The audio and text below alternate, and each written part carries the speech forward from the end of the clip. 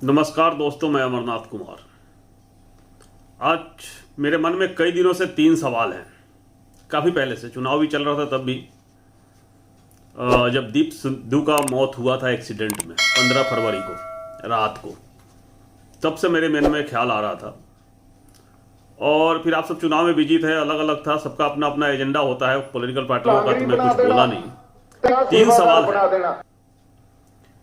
दीप सिद्धू के मरने से किसको फायदा हुआ? दूसरा सवाल, दीप सिद्धू इस चुनाव में किसको समर्थन कर रहा था? तीसरा सवाल, कुमार विश्वास अचानक आके ये क्यों कहा कि अरविंद केजरीवाल का आतंकवादियों से संबंध है? इतने साल से तक चुप थे।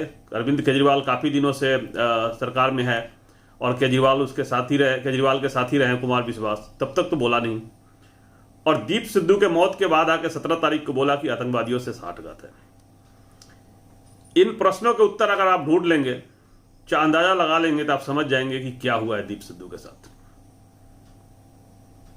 समझ रहे हैं मैं क्या कह रहा हूं? उनकी जो स्कॉर्पियो से जा रहे थे और एक्सीडेंट होता है, जो एक्सीडेंट के साइड पर जो शस्त्रदीद है और दूसरे लोगों ने, उनके बातों से कुछ और है, पुलिस की बातों से कुछ और है, और 2 पुलिस वाले की बात भी अलग अलग है।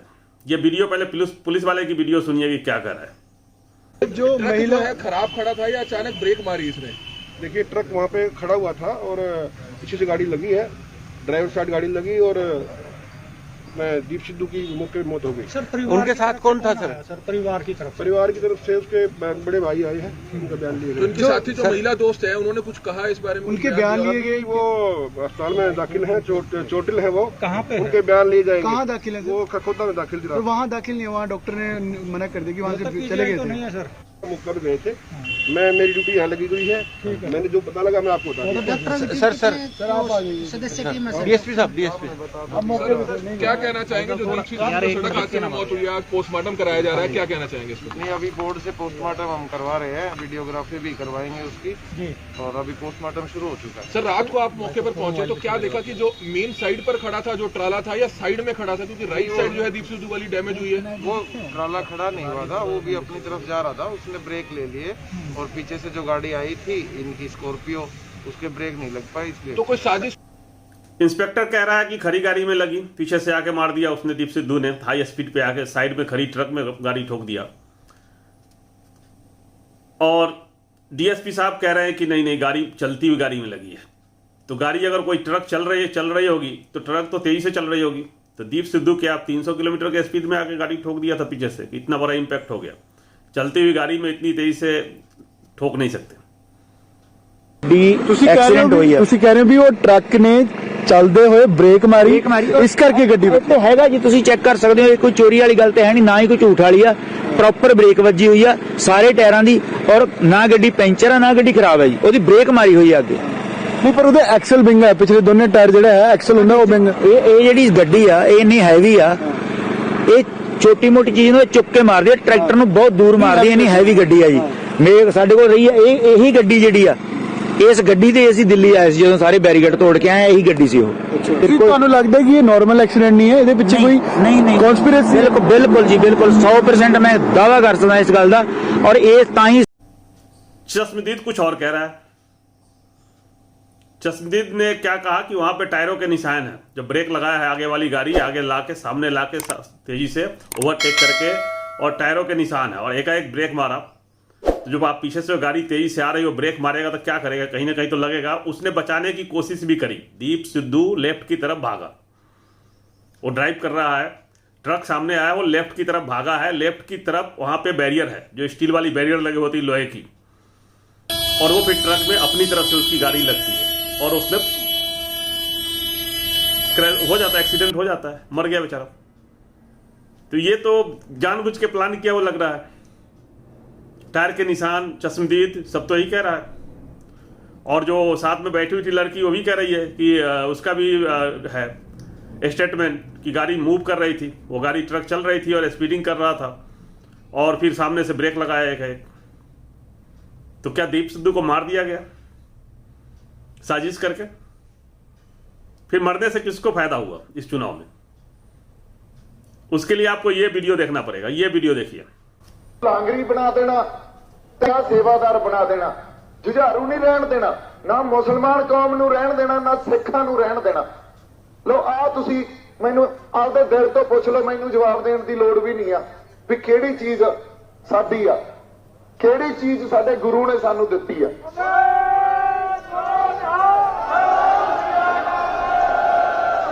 ਹੁਣ ਯਾਰ ਇਹਨੂੰ ਫੜਾਂਗੇ ਫਿਰ ਤਾਂ ਸ਼ਰਮ ਨਾਲ ਹੀ ਮਰ ਜੀਏ ਅਸੀਂ, ਫਿਰ ਤਾਂ ਫੜਨਾ ਤਾਂ ਬਾਈ ਜੀ ਇਹਨੂੰ ਹੀ ਪਊਗਾ। ਇਸ ਨੂੰ ਆਪਦਾ ਸਰੀਰ ਦਾ ਅੰਗ अब आप बनाना बताइए कि पऊगा। दीप सिद्धू किस संगठन के लिए काम गुरु कर रहा साहब ने सानू पछाण दित्ती है।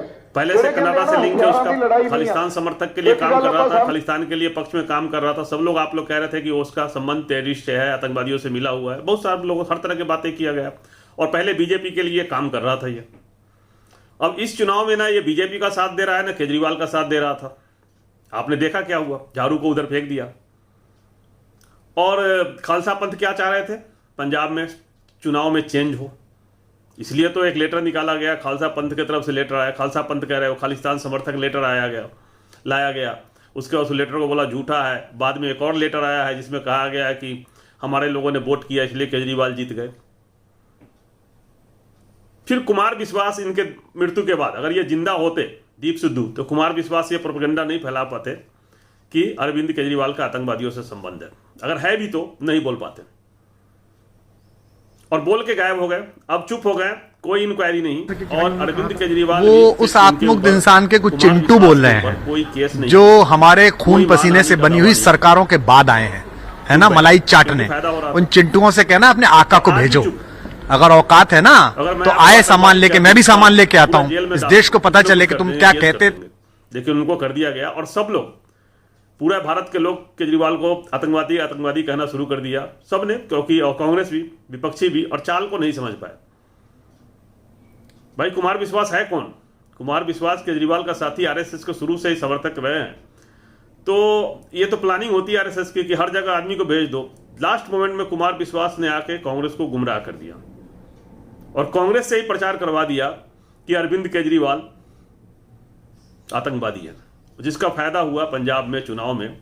और केजरीवाल को खालसा के लोगों ने, जो खालिस्तान समर्थक लोग हैं, उन्होंने बढ़ चढ़ के वोट किया। जो समझदार थे नहीं, जो ग्रामीण इलाके के लोग थे, उन्होंने बढ़ चढ़ के वोट किया। यही तो फायदा हुआ है। और ये लेटर भी आया है, खालिस्तान समर्थक लेटर देखिए, ये इन्होंने क्या कहा है, ये लेटर भी पढ़ लो आप लोग।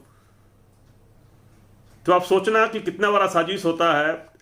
टिश्यू पेपर की तरह इस्तेमाल किया और फेंक दिया, दीप सिद्धू को निकाल दिया गया।